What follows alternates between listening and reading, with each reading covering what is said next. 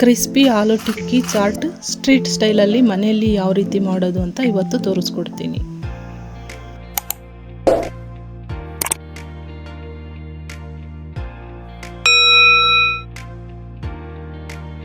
ನಾನಿಲ್ಲಿ 500 ಗ್ರಾಮ್ ಆಲೂಗೆಡ್ಡೆ ತಗೊಂಡು ಚೆನ್ನಾಗಿ ಬೇಯಿಸ್ಕೊಂಡು 4 ಗಂಟೆ ಫ್ರಿಜ್ಜಲ್ಲಿ ಇಟ್ಟಿದೆ. ತುಂಬ ತಣ್ಣಗಿದೆ ಮತ್ತು ಅದು ಏಕ್ದಮ್ಮು ಚಿಲ್ಲಾಗಿರಬೇಕು. ಆ ಥರ ಇದ್ದರೆ ಮಾತ್ರ ಆ ಪ್ರೊಸೀಜರಲ್ಲಿ ಕ್ರಿಸ್ಪಿ ಆಲೂ ಟಿಕ್ಕಿ ಚಾಟ್ ಮಾಡೋದಕ್ಕೆ ತುಂಬ ಚೆನ್ನಾಗಿ ಬರುತ್ತೆ.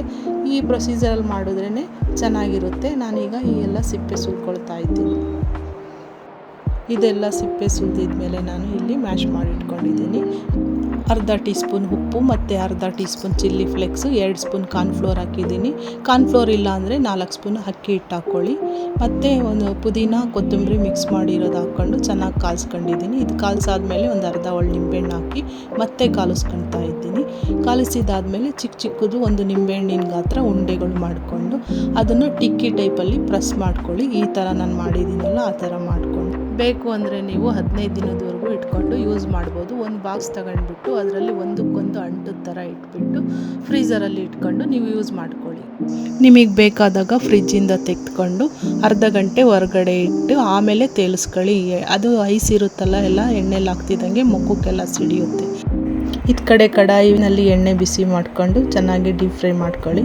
ಮತ್ತು ಇದನ್ನು ಟಿಶ್ಯೂ ಪೇಪರಲ್ಲಿ ಹಾಕೋಕ್ಕೆ ಹೋಗಬೇಡಿ, ಯಾಕೆಂದರೆ ಮೆತ್ತಗಾಗುತ್ತೆ.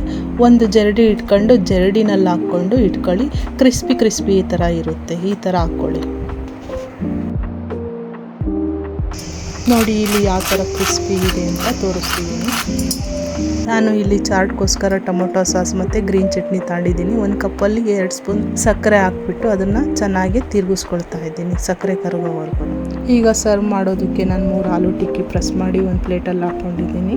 ಮೊಸರು ಹಾಕ್ಕೊಳ್ತಾ ಇದ್ದೀನಿ, ಗ್ರೀನ್ ಚಟ್ನಿ ಹಾಕ್ಕೊಳ್ತಾ ಇದ್ದೀನಿ, ಟೊಮೊಟೊ ಸಾಸ್ ಹಾಕ್ಕೊಳ್ತಾ ಇದ್ದೀನಿ, ಜೀರಿಗೆ ಪುಡಿ ಹುರಿದಿರೋದು ಸ್ವಲ್ಪ ಹಾಕ್ಕೊಳ್ತಾ ಇದ್ದೀನಿ, ಚಿಲ್ಲಿ ಫ್ಲೇಕ್ಸ್ ಹಾಕ್ಕೊಳ್ತಾ ಇದ್ದೀನಿ. ಆಪ್ಷನಲ್ಲು ಬೇಕು ಅಂದರೆ ಹಾಕ್ಕೋಬೋದು. ಹಚ್ಚಿರೋ ಟೊಮೊಟೊ ಸ್ವಲ್ಪ ಹಾಕ್ಕೊಳ್ತಿದ್ದೀನಿ, ಹಚ್ಚಿರೋ ಈರುಳ್ಳಿ ಮತ್ತು ಕೊತ್ತಂಬರಿ ಸೊಪ್ಪು ಸ್ವಲ್ಪ ಹಚ್ಚಿರೋದು ಹಾಕ್ಕೊಳ್ತಾ ಇದ್ದೀನಿ, ಮತ್ತು ಮೊಸರು ಹಾಕ್ಕೊಳ್ತಾ ಇದ್ದೀನಿ, ಖಾರ ಬೂಂದಿ ಹಾಕ್ಕೊಳ್ತಾ ಇದ್ದೀನಿ.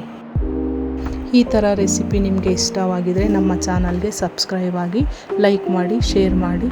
ನಮ್ಮ ವಿಡಿಯೋ ನೋಡಿದ್ದಕ್ಕೆ ತುಂಬ ಧನ್ಯವಾದಗಳು.